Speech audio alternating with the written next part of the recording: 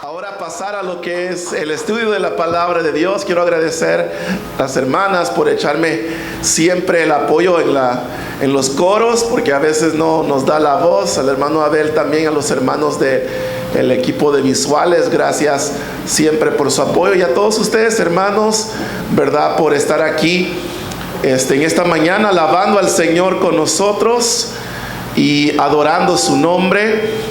Es un gozo, hermanos. Es un gozo poder hacer esto, es un privilegio poder adorar a Dios. En otras generaciones, las personas que han adorado al Señor de esta manera fueron perseguidos por hacerlo. En algunos casos fueron hechos mártires por su fe. Y nosotros tenemos este gran privilegio, ¿verdad?, de poderlo hacer libremente en este país y de poder acercarnos al Señor cada semana y a nuestra familia espiritual. Así que, hermanos, yo me gozo tremendamente aquí al lado de ustedes, aprendiendo juntos, alabando juntos, creciendo juntos, conviviendo juntos. Amén. Amén. Entonces, vamos a abrir la Biblia, hermanos. En esta mañana les voy a invitar que abran en la carta de Pablo a los Colosenses, la carta del apóstol Pablo a los Colosenses. Y vamos a leer en el capítulo número 3 esta mañana. Bueno, yo voy a leer la traducción NBLA por si usted gusta sincronizarse. La Nueva Biblia de las Américas, que es bastante acercada a lo que es la Reina Valera. Si tiene la Reina Valera, pues va a ser muy similar. Si gusta usar una traducción diferente, también está bienvenido a usarlo. Vamos a leer la palabra del Señor en el capítulo 3 de Colosenses, en el versículo 1 en adelante. Dice la palabra del Señor de la siguiente manera: si ustedes, pues, han resucitado con Cristo, busquen las cosas de arriba, donde está Cristo sentado a la diestra de Dios. Pongan la mira en las cosas de arriba, no en las de la tierra, porque ustedes han muerto y su vida está escondida con Cristo en Dios. Y cuando Cristo, nuestra vida, sea manifestado, entonces ustedes también serán manifestados con Él en gloria. Por tanto, consideren los miembros de su cuerpo terrenal como muertos a la fornicación, la impureza, las pasiones, los malos deseos y la avaricia, que es idolatría. Pues la ira de Dios vendrá sobre los hijos de desobediencia por causa de estas cosas, en las cuales ustedes también anduvieron en otro tiempo, cuando vivían en ellas. Pero ahora desechen también todo esto: ira, enojo, malicia, insultos, lenguaje ofensivo de su boca. Dejen de mentirse los unos a los otros, puesto que han desechado al viejo hombre con sus malos hábitos y se han vestido del nuevo hombre, el cual se va renovando hacia un verdadero conocimiento, conforme a la imagen de aquel que lo creó. En esta renovación no hay distinción entre griego y judío, circunciso e incircunciso, bárbaro, escita, esclavo o libre, sino que Cristo es todo en todos. Entonces, ustedes, como escogidos de Dios, santos y amados, revístanse de tierna compasión, bondad, humildad, mansedumbre y paciencia, soportándose unos a otros y perdonándose unos a otros si alguien tiene queja contra otro. Como Cristo los perdonó, así también háganlo ustedes. Sobre todas estas cosas, vístanse de amor, que es el vínculo de la unidad, La paz en Cristo reine en sus corazones, a la cual en verdad fueron llamados en un solo cuerpo, y sean agradecidos. Y que la palabra de Cristo habite en abundancia en ustedes, con toda sabiduría, enseñándose y amonestándose unos a otros con salmos, himnos y canciones espirituales, cantando a Dios con acción de gracias en sus corazones. Y todo lo que hagan, de palabra o de hecho, háganlo todo en el nombre del Señor Jesús, dando gracias por medio de Él a Dios el Padre. Amén. Quiero comenzar diciéndoles que este estudio que estamos iniciando, recuerden que ya finalizamos la serie pasada, la previa, que era sobre las señales que estaban descritas en el Evangelio de Juan. Estuvimos viendo esas señales, estudiándolas y viendo cómo es que nos señalaban, nos apuntaban, nos dirigían hacia una verdad absoluta, y es que Cristo es Dios, y que como tal, si depositamos en Él nuestra fe, podemos ser salvos. Esa fue la serie pasada, ya la terminamos, y hoy estamos iniciando una nueva serie. Y sentía, ¿verdad?, en mi corazón, ¿verdad?, sentía que el Señor me decía que ahora vamos a tener un estudio, una serie de menos, digamos, enseñanza en cierto sentido, y más aplicación de la enseñanza, aplicando lo que ya el Señor nos ha enseñado, para que nosotros estemos viviendo nuestra vida conforme a la voluntad de Dios. ¿Me entienden, hermanos? Entonces, eso me llevó a preguntarme, ¿verdad?, qué estudio, qué serie podríamos estudiar que era bastante aplicación y no tanto explicación, ¿verdad? O sea, menos explicación y más aplicación. Y eso me llevó a la carta de Pablo a los Colosenses. Solo por hoy, como es la introducción a la serie, tengo que dar un poco de explicación, pero después van a seguir, bueno, lo que es la segunda mitad de la enseñanza de hoy, la segunda mitad, y los 2 domingos por venir, con el favor de Dios, si Él nos permite estar todavía aquí enseñando. En estas 2 enseñanzas que vienen, más la segunda mitad de la de hoy, vamos a estar viendo todo lo que es aplicación. Lo único que quiero es preparar sus vidas para recibir lo que es la aplicación a través del contexto de la carta de Pablo a los Colosenses. ¿De acuerdo, hermanos? ¿Sí? ¿Estamos de acuerdo? Vaya, si están tomando notas, tomen notas durante este tiempo, porque este es el tiempo donde tal vez el contexto le va a ayudar a entender un poquito mejor lo que Pablo le está explicando a los colosenses.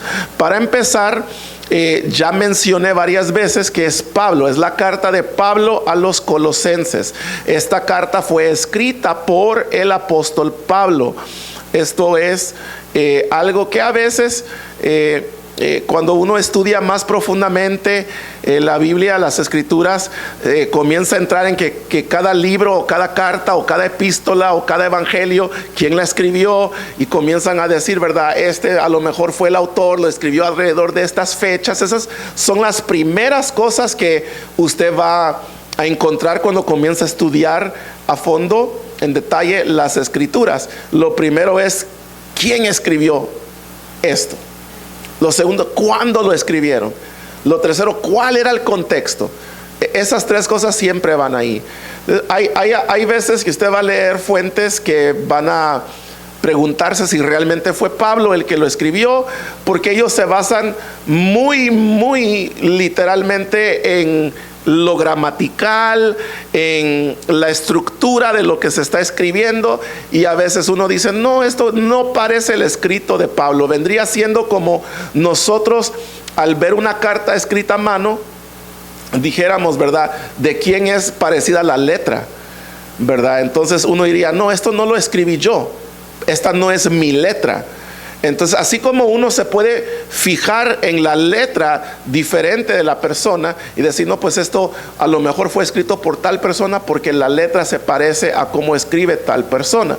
Entonces, así los teólogos estudian no solamente lo que es el contenido de lo escrito, sino también la estructura, la gramática, las palabras que se utilizan, todo eso. Yo les vengo a decir que creo firmemente que esta carta a los colosenses fue escrita por Pablo. Entonces, evitándonos todas las explicaciones, mi conclusión personal es que fue escrita por el apóstol Pablo. De hecho, si ustedes fueran, no les voy a pedir que lo hagan, pero si lo fueran a hacer, la primera palabra que se lee en Colosenses 1, donde comienza la carta, la primera palabra, el primer versículo de toda la carta dice: Pablo, apóstol de Jesucristo por la voluntad de Dios. Y creo que no hay que darle tanta vuelta al asunto. Pablo es acreditado como el autor de la carta. Ahora, ¿cuándo fue escrito? Alrededor de los años de 60 al 62 años después de la encarnación de Cristo. Entonces estamos hablando aproximadamente unos 30 años después de que Cristo muere y resucita. Entonces, aproximadamente en este lapso de tiempo, Pablo estaba preso en Roma. Y mientras él está preso en Roma, él escribe varias cartas. Escribe la carta a los Efesios, escribe la carta a los Filipenses, escribe la carta a los Colosenses y escribe la carta a Filemón. Entonces, durante este tiempo, Pablo está escribiendo y decide escribirle a este grupo de creyentes que se encuentran en la ciudad de Colosa. Colosa es una ciudad, pero la iglesia de Colosa, los colosenses, es una iglesia que Pablo nunca visitó, nunca fundó, sino que el fundador es uno que él mismo menciona en el capítulo número 1, y de hecho también lo menciona en Filemón. Y Pablo lo que dice es que ellos habían escuchado el mensaje por medio de esta persona. Ahora, no está al 100% confirmado que fue Epafras, pero se considera, hermanos, que hay suficiente evidencia de que él es. Si ven ustedes el capítulo 1 y el verso 7, dice: así ustedes lo aprendieron de Epafras, nuestro amado consiervo, quien es fiel servidor de Cristo de parte nuestra, el cual también nos informó acerca del amor de ustedes en el Espíritu. Entonces, ese es el Epafras que se considera fundó la iglesia y que pastoreaba la iglesia de los colosenses. Epafras fue alguien que estaba visitando, si no estoy mal, visitó Éfeso, y ahí fue donde él recibió a Cristo en uno de los viajes misioneros de Pablo. Recibe a Cristo y luego regresa a Colosa, donde él funda esta iglesia y la levanta. Ahora, Colosa era una ciudad clave dentro de lo que era Asia Menor en ese entonces. Asia Menor, y en particular la ciudad de Colosa, se encuentran en lo que modernamente, hoy contemporáneamente llamamos el país de Turquía. Y Turquía, y Colosa era una ciudad clave porque estaba en una ruta principal junto a un río que era bastante transitado ese camino, aunque tiempo después, no mucho después, pero tiempo después, más adelante en el primer siglo, la ciudad sería destruida por un terremoto. Pero en sí, durante el tiempo en que esto está ocurriendo, en esta carta está siendo escrita, esa ciudad es una ciudad clave. Es poblada principalmente por gentiles, pero también había un buen número, como de 50,000 judíos que vivían en Colosa. ¿Están conmigo, hermanos? Entonces, realmente era una iglesia que se puede decir obviamente era nueva. Pablo no la había conocido personalmente, y Epafras le estaba contando, como decía el verso que leímos, sobre la fe de los colosenses, que ellos habían llegado a conocer el evangelio, las buenas nuevas de salvación, le habían dado su corazón a Cristo, estaban creciendo, pero había un problema. Y el problema es que en el primer siglo, hermanos, recuerden que se levantaron varias falsas enseñanzas o falsas doctrinas. Entonces, esas doctrinas, y en particular, hermano, usted tiene que recordar algo. Cuando una iglesia cristiana se está plantando, se está sembrando en un lugar dominado por otras creencias, es muy, digamos, susceptible la iglesia a introducir creencias y doctrinas de las locales, o sea, de las que se encuentran a su alrededor. Entonces es aquí donde miramos como la ciudad era principalmente una ciudad gentil, poblada por los gentiles, y los gentiles eran personas politeístas que tenían y adoraban muchos dioses y tenían muchas diferentes creencias. Obviamente podían ellos introducir doctrinas falsas o enseñanzas falsas o creencias falsas dentro de la iglesia. Pero como también tenía una población judía, habían judíos que igual por su, digamos, legalismo, también tenían otras enseñanzas que no eran correctas también, porque eran muy legalistas. Entonces lo que se encontraba en la iglesia de Colosa era una mezcla de filosofías y enseñanzas falsas que necesitaban atención pastoral. Y recuerden, hermanos, Epafras no era, por decir así, un apóstol a quien el Señor le reveló misterios doctrinales. Pablo dice: este evangelio que yo predico no lo recibí de algún hombre, sino de ¿quién? De Jesucristo mismo. Es decir que Pablo, y él mismo se nombra un apóstol del Señor. Y un apóstol es un enviado por Dios. Dios lo llamó camino a Damasco, se reveló a él, le dijo: yo soy Jesús al que tú persigues, ¿verdad? Dura cosa te es dar cosas contra el aguijón. Y Pablo le dice: ¿qué quieres que haga? Y el Señor ya le dice: ve primero a la casa tal, ¿verdad? Y enviaré a alguien a orar por ti. Llegan a orar por él. Ananías, recobra a Pablo la vista. Ananías lo bautiza. Pablo es ahí ahora lleno del Espíritu Santo. Comienza, hermanos, vamos a decir, su jornada de crecimiento, donde primero se va y se reúne con los apóstoles del Señor, que primero no le creen que él se ha convertido. Entonces es una serie de cosas. Pero Pablo en su trayectoria llegó, dice Pablo a los Gálatas, le dice que este evangelio me ha sido revelado por el Señor mismo. Entonces el evangelio que Pablo estaba predicando es algo que él recibió de Cristo. Epafras fue un fruto, vamos a decirlo así, del ministerio de Pablo. Pero Epafras no había recibido, digamos, tal entrenamiento o tal preparación doctrinal o teológica como lo había recibido Pablo. Entonces Epafras le viene a contar a Pablo: mira, me recuerdas, yo estuve en Éfeso, me convertí, tú me estabas predicando, regresé a Colosa, les prediqué el evangelio, nació de ese ministerio una iglesia, ¿verdad? Ellos tienen fe en el Señor, le han dado su corazón, pero pasa esto y esto y esto y esto en la iglesia. Entonces las cosas que estaban pasando eran 4. Habían 4, llamémoslos ismos, aunque esa no es una palabra, pero yo para inventar, ¿verdad? Diga conmigo: ismos. ¿Y qué es ismos? ¿Qué significa? Pues no significa nada. Simplemente cada palabra de las 4 termina en ismo. Entonces por eso le estoy diciendo, son 4 ismos. Existía el humanismo, existía el legalismo, existía el misticismo y el ascetismo, ¿verdad? O algo así, ascetismo, algo así se dice. Entonces, estos eran las 4 filosofías que habían entrado, a tal grado que si usted va, por favor, un momento, nada más le va a tomar, y al capítulo 2, al capítulo número 2, y vean el verso número 8, el versículo número 8, capítulo 2, versículo número 8.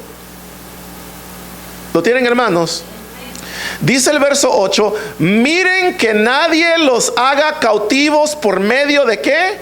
De su filosofía y vanas sutilezas, según la tradición de ¿quiénes? De los hombres, conforme a los principios elementales del mundo y no según Cristo.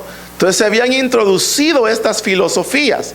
Ahora, si usted va al verso 11 y lee conmigo desde el 11 en adelante, luego mira lo que dice: también en él ustedes fueron circuncidados con una circuncisión no hecha por manos, al quitar el cuerpo de la carne mediante la circuncisión de Cristo, habiendo sido sepultados con él en el bautismo, en el cual también han resucitado con él por la fe en la acción del poder de Dios que lo resucitó de entre los muertos.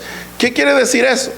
Quiere decir que había gente que estaba queriendo obligar, habían judíos que estaban queriendo obligar a los colosenses a circuncidarse físicamente. Y Pablo dice que ellos habían sido circuncidados de una manera no física, sino espiritual. Porque la circuncisión física, ¿qué era? Cuando cortaban obviamente el prepucio del hombre, lo que estaban supuestamente haciendo era limpiándolo ¿de qué? Quitando que lo impuro del hombre, ¿verdad? Las impurezas, purificando en sí su cuerpo físicamente. ¿Para qué? Para poder ser delante de Dios un hijo de Abraham, un hijo de la fe. ¿Tiene sentido? Porque ese pacto de la circuncisión fue con Abraham. Entonces la idea era que todos, la descendencia, las generaciones de Abraham, se circuncidaran para identificarse con el pacto que Dios le hizo a Abraham, ser hijos de la fe, hijos de Abraham. Entonces, al circuncidar al niño judío a los 8 días, lo que estaban haciendo era quitar la gentileza, entre comillas, o sea, diciendo: tú no eres uno del montón, tú eres apartado, hijo de la fe, hijo de Abraham, generación de la descendencia de Abraham, bendecido por el Señor. Entonces, eso es lo que era la circuncisión física, según ellos. Ahora, estos judíos estaban obligando a los colosenses a hacerlo. ¿Y qué decía Pablo? Pablo dice: no, ustedes ya fueron sepultados con Cristo a través del bautismo. Entonces Pablo viene y les está ahora en esta carta explicando contra el humanismo, que es una creencia. No lo voy a explicar porque, como digo, menos explicación, más aplicación. Pero el humanismo, Pablo viene y dice: no dejes que estos introduzcan sus filosofías que no se basan en Cristo, sino en lo humano, en lo del mundo. No reciban el humanismo. Luego dice: no reciban el legalismo. No tienen que circuncidarse físicamente, ya lo fueron espiritualmente. Y luego, si siguen al verso 18 y 19, ustedes van a ver lo del misticismo. Dice: nadie los defraude de su premio, deleitándose en la humillación de sí mismo y en la adoración de los ¿quiénes? De los ángeles, basándose en las visiones que ha visto, envanecidos sin causa por su mente ¿qué? Carnal. O sea, habían creencias de adorar lo desconocido, incluso los ángeles. Entonces Pablo dice: no, eso es misticismo y eso no lo vamos a practicar aquí en la iglesia de Colosas. Entonces es esto. Y luego el ascetismo. El ascetismo era una creencia que uno debía de sufrir y no dejarse gozar de nada. O sea, privarse de todo placer, privarse de todo gozo, alegría, todo, porque el placer era como algo que ellos directamente asociaban con el pecado. Incluso placer del bueno, ¿verdad? O sea, gozo del bueno. Por ejemplo, disfrutas esta comida, ¿verdad? Lo disfrutas, no tiene nada de malo, ¿verdad? Hermanos, ¿les gusta que un taquito de asada? Ok, entonces mire, usted, el ascetismo le diría, no lo puede comer. ¿Por qué? Porque si usted recibe gozo de eso, usted está pecando. La idea es no recibir gozo de ninguna fuente, menos de Dios solamente. Entonces era algo así. Si van al verso 20 ya verán.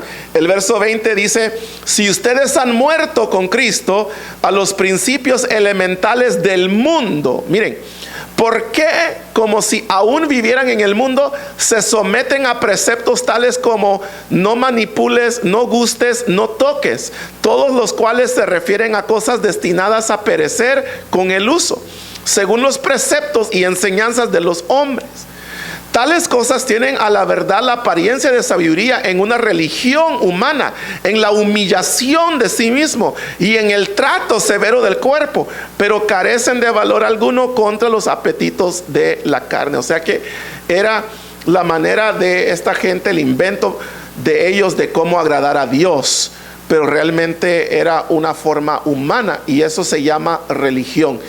Si ustedes quieren que yo les repita, yo les di esta definición hace mucho tiempo, pero religión es el intento humano de acercarse a Dios, el intento humano de decir hacer esto me va a acercar a Dios, hacer esto me va a acercar a Dios, hacer esto, o sea, privarme de todo gozo, eso me acerca a Dios. Ese es un rito, esa es una creencia humana que uno piensa que a través de esto se va a acercar a Dios.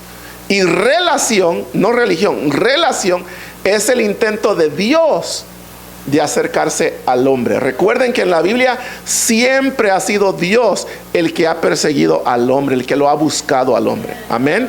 Y el hombre lo único que debe hacer entonces es que abrir su corazón a Dios, aceptarlo, recibirlo con agrado, no esconderse, no rechazarlo, no, ¿verdad?, decirle no quiero, no gracias, sino decirle amén, Señor, aquí estoy.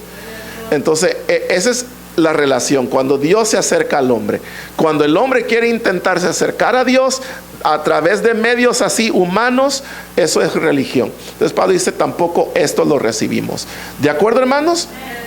Entonces, como ustedes pueden ver, en la iglesia de Colosa, lo que existían eran estas 4 cosas. Entonces, Colosenses es una carta que ahora nosotros lo vemos con 4 capítulos, ¿cierto?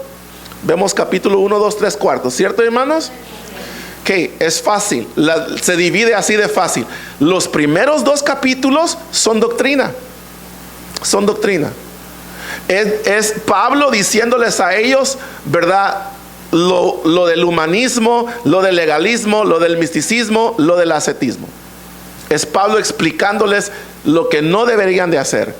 Y les está explicando a la vez que Cristo es supremo. Diga eso conmigo. Cristo es supremo.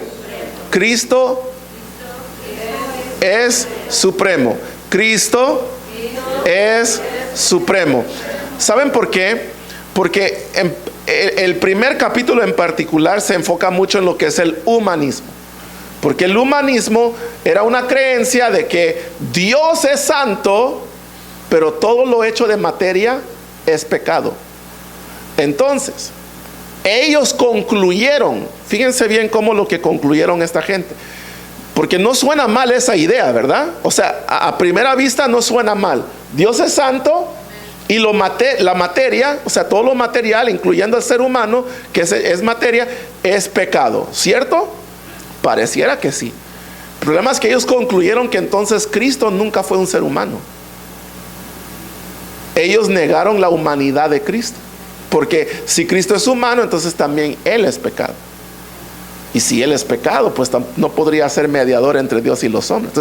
Entonces, lo bueno en ese sentido es que dijeron, nosotros no queremos decir que fue humano y que fue pecador y que por eso no es mediador. Entonces, mejor mantengamos a Cristo como mediador entre Dios y el hombre, pero para lograr eso tenemos que negar que fue humano. ¿Están conmigo?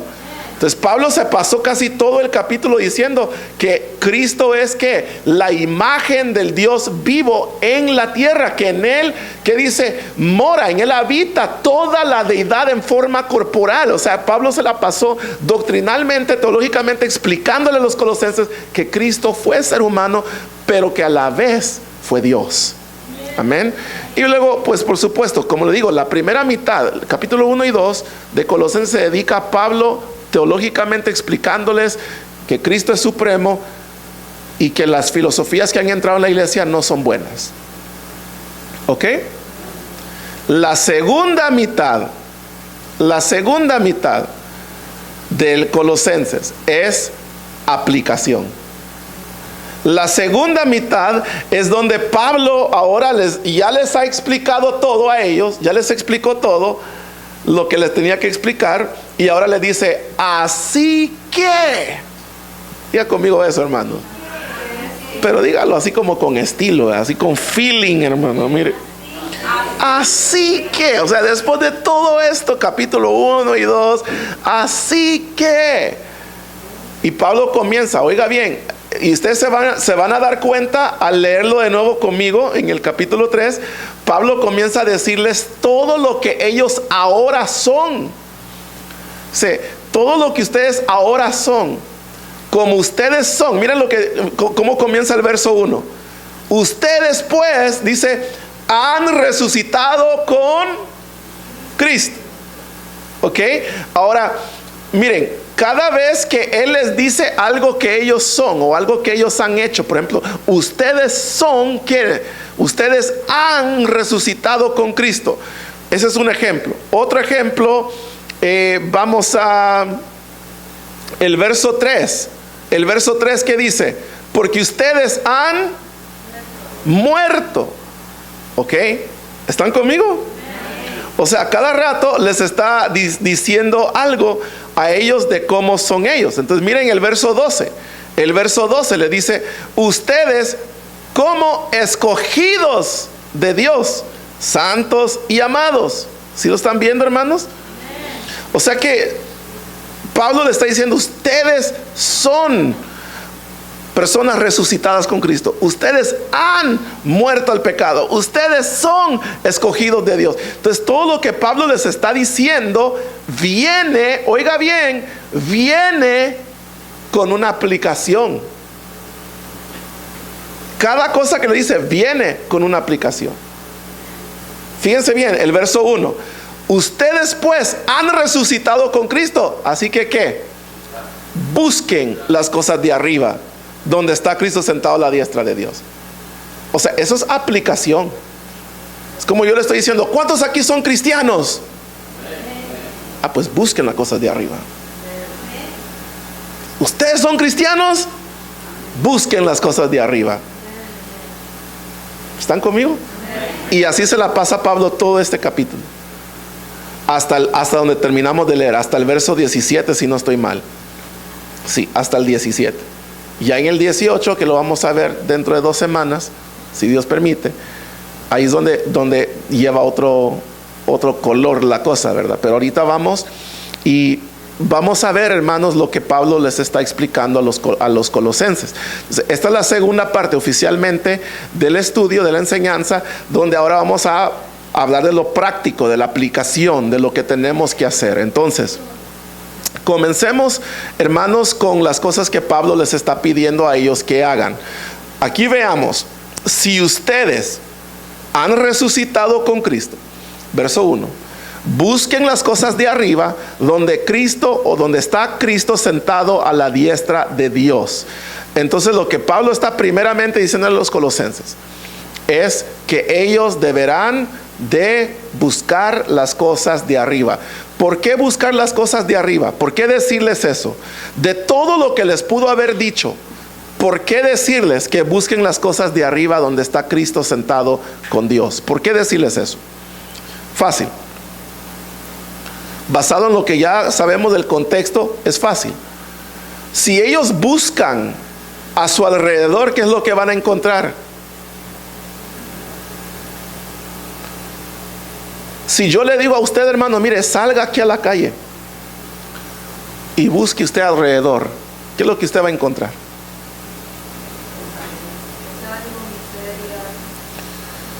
Y los colosenses, ¿qué es lo que iban a encontrar?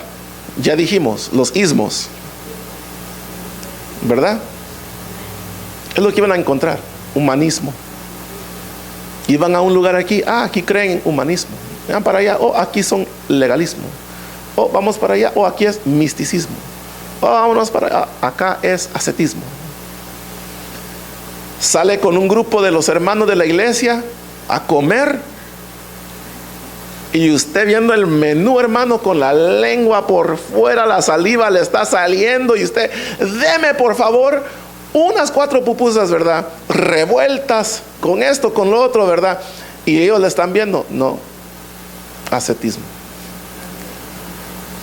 Entonces se va con otro grupo y le dicen, venga hermanito, venga, ya estamos hablando aquí, mire. Y alguna vez usted no ha soñado esto de los ángeles, de una presencia que... Y comienzan a dar cosas de místicas. Y sale con otro. Si ellos buscaban a su alrededor, ¿qué es lo que iban a encontrar? Iban a buscar lo que estaba alrededor, que realmente no era agradable. Era terrenal, era humano. Entonces Pablo le dice, no vean a su alrededor. ¿Qué le dice en el verso 2? ¿Alguien lo tiene ahí? El verso 2, ¿qué dice? Dice, pongan ¿qué? Pongan la mira en las cosas de arriba, no en las de la tierra. ¿Están conmigo? Este es un consejo práctico para nosotros hoy también, hermanos. Dígame usted, ¿cómo se siente cuando usted se fija mucho? Cuando usted pone su mira, su atención, su enfoque está en las cosas de la tierra. ¿Cómo se siente cuando prende las noticias y ve lo que está sucediendo en el mundo? ¿Cómo se comienza a sentir cuando usted comienza a ver las leyes que están pasando cada día, que a veces son peores que las previas que existían? ¿Cómo se siente usted cuando ve la violencia que hay en el mundo? ¿Cómo se siente usted cuando ve la falta de amor y compasión, el odio, el racismo, el desprecio que hay hacia otros seres humanos en la tierra? ¿Cómo se pone usted? ¿Eso lo acerca a Dios? ¿Eso lo hace sentir bien? No.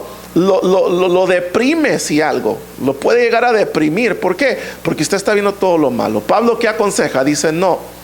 Pongan la mira en las cosas de arriba. Pongan la mira en esto. Alguien que pueda buscar, por favor, Filipenses capítulo número 4, hermanos, rápidamente. Filipenses 4. ¿Me hacen ese favor? Filipenses 4, verso 8. ¿Pueden alguien que lo pueda leer? Filipenses 4, 8.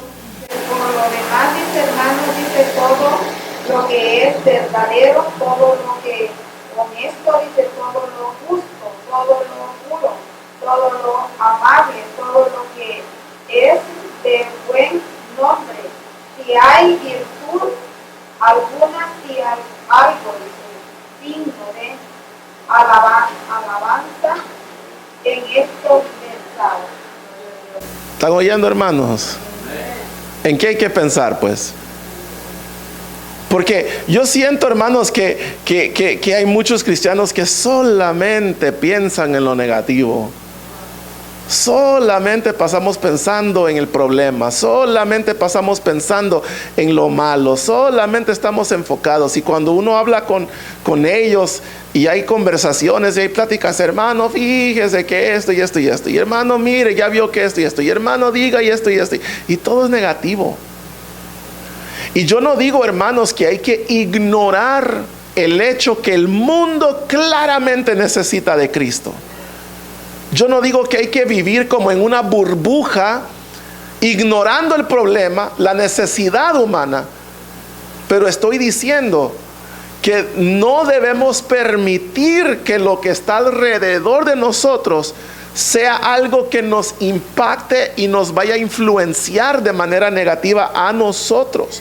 Nosotros tenemos que estar con la mente en lo eterno, con la mente en lo celestial, con la mente en Cristo nuestro Señor y Salvador.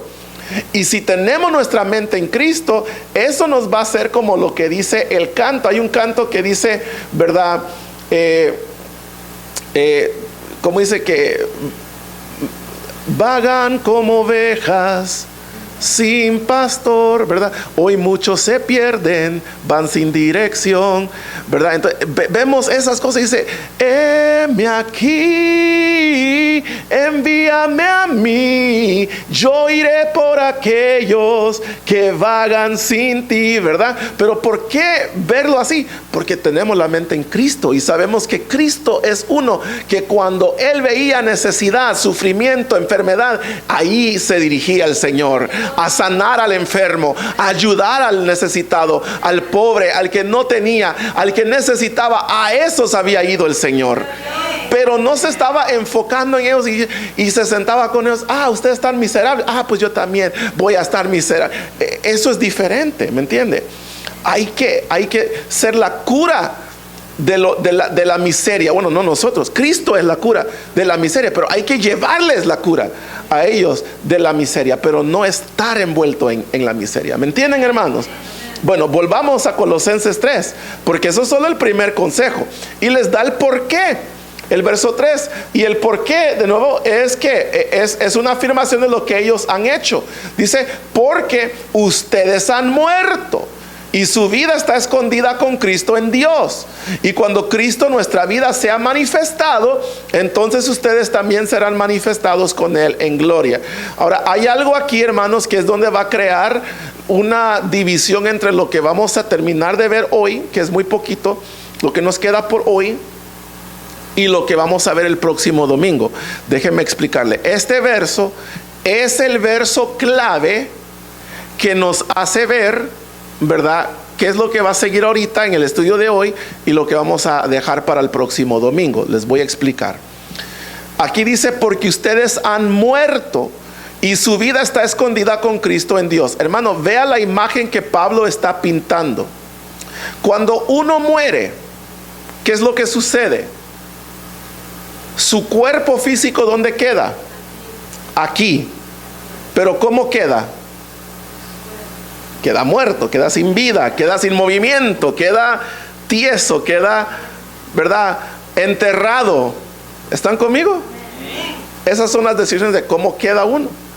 Pero su espíritu, ¿dónde está?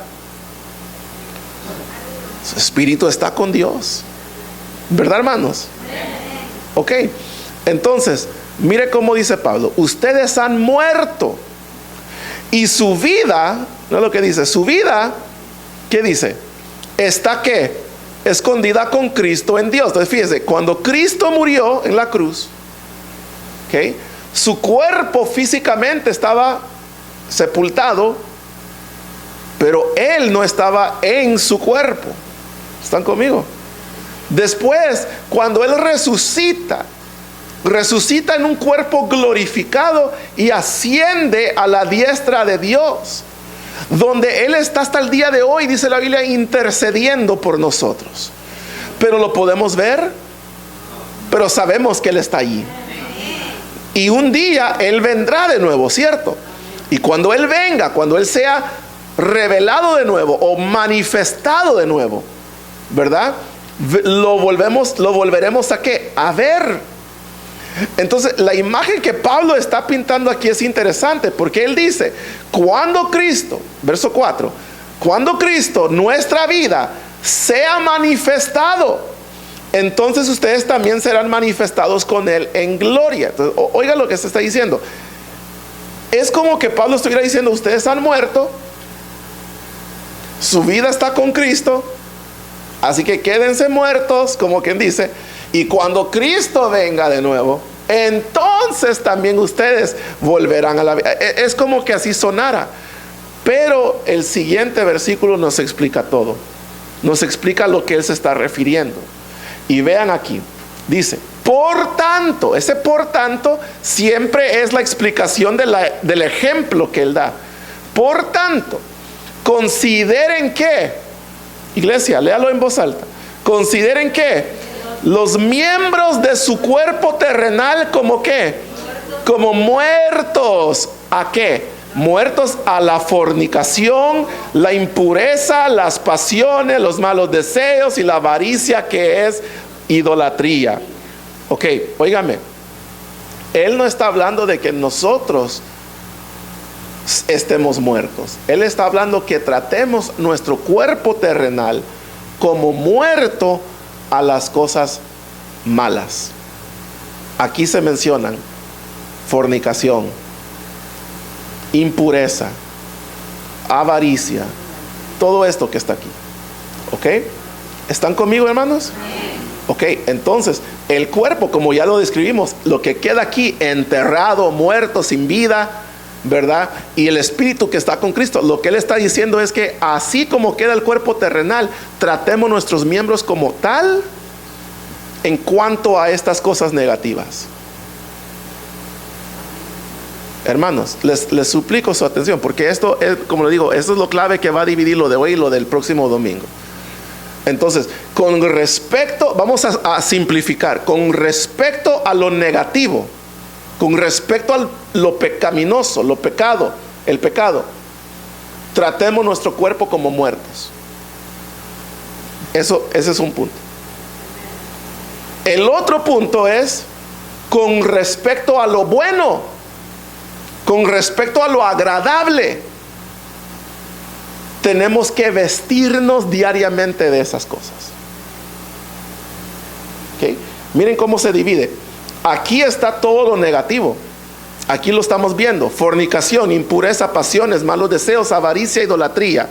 La ira de Dios vendrá sobre los hijos de desobediencia por causa de estas cosas. En el 7 dice: en las cuales ustedes anduvieron en otro tiempo cuando vivían en ellas. Pero, verso 8, pero ahora desechen también todo esto. Aquí hay otras cosas que añade a la lista, agrega a la lista: ira, enojo, malicia, insultos, lenguaje ofensivo de su boca.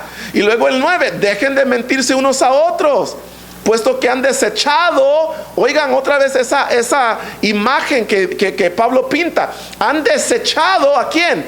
Al viejo hombre con sus malos hábitos. Y luego mira, aquí comienza la división en el verso 10. Y se han vestido del nuevo hombre, el cual se va renovando en un verdadero conocimiento conforme a la imagen de aquel que lo creó. Entonces vea, hermanos, vea, ahora aquí esto lleva a todas las virtudes. Verso 12. Entonces ustedes, como escogidos de Dios, santos y amados, revístanse de ¿qué? Miren: tierna compasión, bondad, humildad, mansedumbre, paciencia. Sopórtense unos a otros, perdónense unos a otros si tienen alguna queja contra otro. Como Cristo los perdonó, así háganlo también ustedes. Sobre todas estas cosas, vístanse de amor, que es el vínculo de la unidad, y que la paz de Cristo reine en sus cosas. Vean cómo está dividido el capítulo ahí. Está diciendo todo lo negativo, trátenlo como lo muerto, como cuando ustedes murieron como Cristo, ¿verdad? Esa parte, lo negativo, mueran a la fornicación, mueran a la impureza, mueran a la avaricia, mueran a esto. Ok, pero en cuanto a lo bueno, vístanse en el nuevo hombre. Ok, vístanse, renuévense en el nuevo hombre. Hoy lo que vamos a ver, para terminar, es lo negativo, y comenzando el próximo domingo vamos a ver las virtudes, lo positivo. Amén. Así que, hermano, mire, con un corazón humilde, con un corazón que tal vez puede ser por un momento honesto, sincero, veamos lo que está aquí. Porque la Biblia dice que debemos de ¿qué? Actuar muertos a la fornicación. Esa palabra, porneo, es de donde sacamos hoy día las palabras como pornografía y cosas por el estilo. Entonces, esto habla de inmoralidad sexual. Amén. Amén, iglesia. A nadie le gusta decir amén cuando hablamos de este tema. Pero ¿sabe algo, hermanos? Le digo algo.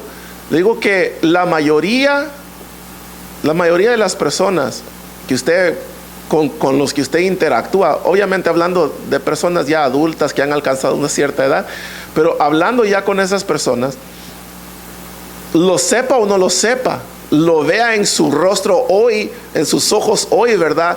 O ya no lo vea, ¿verdad? Pero son personas que pueden estar luchando o pudieron haber estado luchando en algún momento con la inmoralidad sexual, con lo que es fornicación, con lo que es impureza, con lo que son pasiones, con lo que son malos deseos, con lo que es avaricia, con lo que es idolatría y todas estas cosas. Entonces, si uno es sincero, uno tiene que escudriñar su corazón. Uno tiene que escudriñarse. De hecho, hermano, quiere que le diga algo más como directo.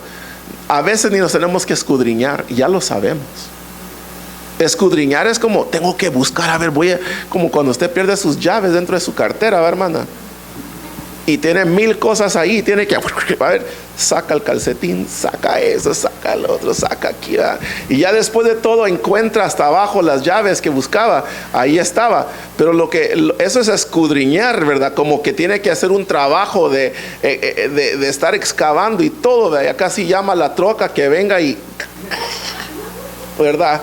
Para encontrar aquello, pero con lo que es el corazón y estas cosas, hermano, yo le aseguro que el que está luchando con alguna de estas cosas ya lo sabe, no lo tiene ni siquiera que buscar por mucho tiempo, ahí está, lo tiene en su mente, lo tiene en su corazón y lo más profundo de su ser quiere cambiar. No quiere estar atado a estas cosas, a estos malos hábitos. No quiere sentirse esclavo del pecado. No quiere sentirse dominado por estas cosas. Y tal vez hasta intenta en sus propias maneras a salir del ciclo destructivo y no puede salir de esto por sí mismo. Pero es donde entra el héroe, el superhéroe, que es Cristo Jesús, que rompe todas las cadenas y que ha dicho en Romanos 8:1, no hay condenación para los que están en Cristo Jesús, Señor nuestro. Ya no hay condenación, amén, para el que está en Cristo. Entonces, la solución, la respuesta es Cristo. Y el que ha muerto con Cristo, ha muerto al pecado. En Cristo tiene las fuerzas. En Cristo tiene la habilidad, porque el Espíritu Santo está en uno, porque el Espíritu lo ha regenerado. Y uno tal vez, aún siendo convertido, aún siendo regenerado por Dios, puede caer. Pero ¿sabe qué más puede hacer cuando uno cae? Lo que no puede hacer aquel que no ha sido regenerado, y lo que sí puede hacer el que está regenerado, es volverse a levantar con la ayuda del Espíritu Santo. Entonces, si usted ha luchado o está luchando, o si usted ha caído y usted necesita una mano extendida que lo pueda levantar, no una mano juiciosa, no unas miradas, ¿verdad?, de juicio, no alguien que le diga lo que usted ya sabe, no alguien que lo humille o que lo haga sentir mal, sino alguien que lo pueda levantar y lo pueda ayudar a estar en un lugar saludable espiritualmente. Y ese alguien es el dulce Espíritu de Dios que Cristo ha depositado en uno. ¿Por qué? Porque ya ha sido escrito: rogaré al Padre para que os envíe otro consolador, y ese consolador los guiará a toda la verdad, y la verdad los hará libres. Amén, hermanos. Esa es la promesa que tenemos en Cristo Jesús. No hay que mentirnos, hay que perdonarnos como Dios nos ha perdonado. Porque fíjese cómo nosotros, algunos dejamos mucho que desear, todos, ¿por qué no decirlo? En cuanto a cómo, la manera como perdonamos, pero perdonamos y todavía tenemos el registro de ofensas, ¿verdad? Esto mire, te perdono, pero este registro aquí de ofensas lo voy a poner en la primera, mira, aquí donde no se me vaya a perder, ¿verdad? Aquí. Porque cuando vuelvas a hacerlo otra vez, te voy a volver a sacar tu registro de pecados, ¿verdad?, de ofensas contra mí. Pero lo que Dios quiere es que perdonemos. Pedro dijo, ¿verdad?, Señor, ¿cuántas veces debemos de perdonar? 7 veces. Y Pedro, hermano, probablemente creía que estaba diciendo algo generoso, porque los rabinos, lo que ellos estaban enseñando es que se le tenía que perdonar a la persona 3 veces, y ya después de eso, paráfrasis David Medina, patearlos en la cara, ¿verdad? Porque 3 veces ya te perdoné, me la hiciste una cuarta, ¡pac!, ¿verdad? Entonces, ellos enseñaban algo así. Y Pedro le dice todavía al Señor, 7 veces, que es más del doble de lo que los rabinos enseñaban. Jesús dijo, no, 70 veces 7 y más aún, ¿verdad? Porque así nos perdona Dios a nosotros, hermanos. ¿Cuántas veces no le hemos fallado? ¿Cuántos malos pensamientos no hemos tenido? ¿Cuántas palabras que han salido de nuestra boca no han ofendido o herido a alguien? ¿Cuántas veces no hemos ofendido que ni siquiera hemos llegado a pronunciar la palabra, pero en nuestra mente, en nuestro corazón estamos ofendiendo, ¿verdad?, a las personas? Entonces, mire, Dios nos perdona. Dios nos perdona. Y nosotros debemos de ¿qué? Perdonarnos si tenemos una queja contra otro. Vean cómo es. Hermano, esto no solo es enseñanza. Como dije, esto ya terminamos la enseñanza, fue el contexto al principio. Esto es aplicación. Esto es aprendamos a perdonar contra el que tenemos una queja, ¿verdad? ¿Verdad, hermanos? No me saludaron, perdónelo, ¿verdad? O sea, perdónelo, porque cosas iguales o peores hemos hecho nosotros y Dios nos ha perdonado. Y ese es un principio, hermano. Solo el tema del perdón podríamos estar un mes viendo cómo es que Dios hasta en la oración del Padre Nuestro dice, y perdona nuestras ofensas, así como perdonamos a los que nos ofenden. Uno no puede hacer la oración del Padre Nuestro sin aprender a perdonar. Si no, estaría hablando mentiras en la oración, ¿verdad? O sea, son cosas que como digo, es tan hermoso el Señor en esto. Aprendan a perdonarse. Aprendan a no quejarse los unos de los otros. ¿Qué más dice? Dice que se aparten de la ira, del enojo. Obviamente hay un enojo que ya hemos explicado, no es pecado, pero hay otros enojos que sí. Malicia, insultos, lenguaje ofensivo de su boca. Dejen de mentirse. O sea, todo esto, hermanos, ustedes lo pueden ver porque el tiempo se nos ha acabado. Pero ustedes lo pueden leer en Colosenses 3 y ustedes se pueden dar cuenta lo que hay que aplicar en nuestras vidas como cristianos. Es bonito estudiar la palabra, pero nuestra teología vale muy poco si no aprendemos a vivir como Cristo quiere que vivamos. Y yo no digo que tenemos que ser perfectos. O sea, si no eres perfecto, entonces no vale nada tu teología. No estoy diciendo eso, porque ninguno es perfecto. Estoy diciendo que la teología es obviamente importante. Entender la palabra, entender a Cristo, qué es lo que Él desea para nosotros, porque al entender eso, al tener la base, el fundamento que es la teología, la palabra, eso es lo que nos permite conocer lo que Dios quiere de nosotros. Y luego llevarlo ¿a dónde? A la práctica. Entonces, lo que estoy diciendo es que no vale tener esta parte si de aquí no pasamos al segundo paso, a llevarlo a la práctica. Si solo lo queremos acumular y no aplicar, tenemos problemas. Si lo acumulamos y queremos aprender, o que estamos intentando, tal vez luchando, tal vez no nos es fácil, tal vez, ¿verdad?, por diferentes motivos, pero oremos y pidámosle a Dios que nos ayude a ponerlo en práctica lo que hemos aprendido. Amén. Amén, iglesia. Amén, iglesia. Amén. Esa es nuestra promesa delante de Dios. Amén. Poner nuestra mirada en las cosas de arriba, en el autor y consumador, el iniciador y el perfeccionador de nuestra fe. Y hacer todo lo posible por poner en práctica lo que Él nos ha enseñado.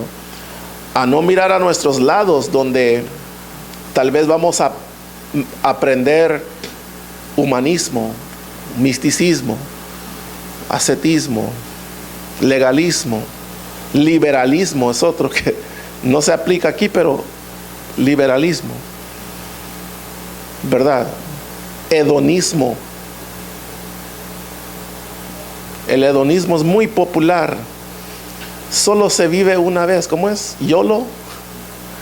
Solo se vive una vez. Haz lo que te agrada, haz lo que te dé placer, haz lo que te hace sentir feliz. ¿Me entienden? Esas son cosas humanas.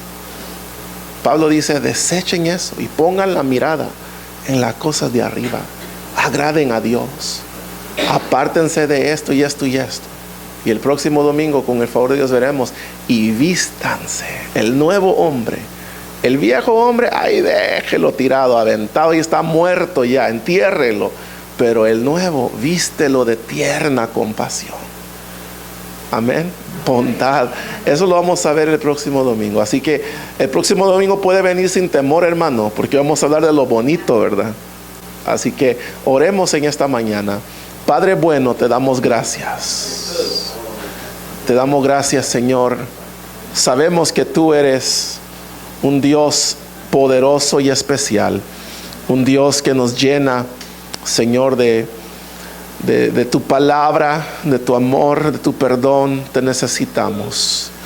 Yo sé, Señor, que a veces nosotros te fallamos, pero algo importante es que tenemos el deseo de vivir conforme a tu voluntad. Tenemos el deseo de agradarte. Tenemos el deseo, Señor, de poner en práctica lo que tú nos has hablado. Porque sabemos que tan importante como conocer tu voluntad es ponerla en práctica, Señor. Es vivirla.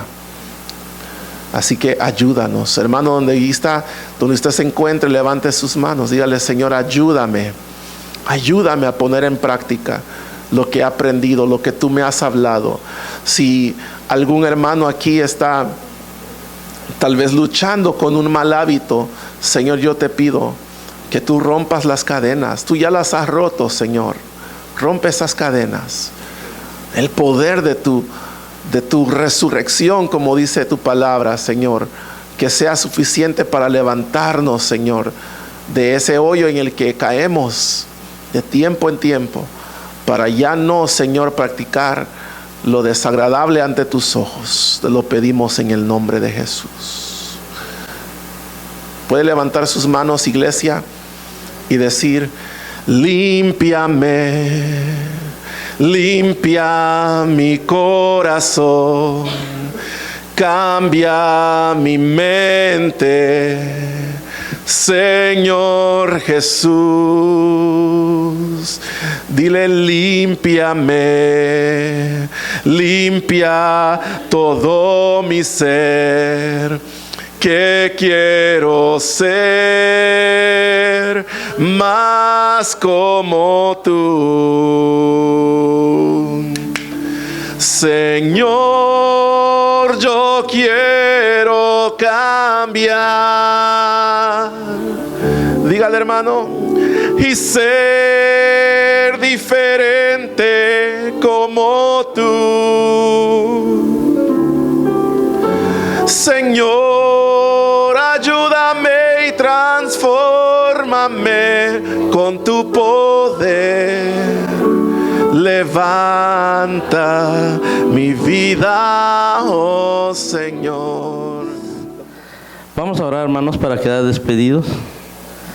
Padre Celestial, gracias, Señor, te damos en esta mañana. Gracias, Señor, porque eres bueno, para siempre es tu misericordia, Señor. Gracias te doy por esta reunión de este día. Bendice, Señor, a cada uno de mis hermanos aquí presentes, Señor. Llévalos con bien a sus hogares, Padre amado. Nos despedimos de este lugar, mas no de tu presencia, Señor. Gracias, Señor, te damos. Bendice los alimentos, Señor, que también vamos a compartir en esta mañana, Padre amado. Gracias, Señor, te doy por cada uno de mis hermanos aquí presentes. Te pido, Señor, por los hermanos que están enfermos, que tú les des sanidad, Señor. A los hermanos que no han podido venir, Señor, sé tú con ellos, Padre amado. Dales fortaleza, dales sabiduría, Señor. Bendice sus vidas, Padre amado, para que ellos puedan llegar en otros días, Señor. Gracias te doy, Señor, por la familia pastoral también, por la vida del hermano David, la hermana Mayra, sus hijos. Bendícelos, Señor, porque ellos son de gran bendición para nosotros. Gracias, Señor, te doy en esta hora, en el nombre de tu Hijo amado, Cristo Jesús. Amén. Y el pueblo de Dios dice, amén, hermano.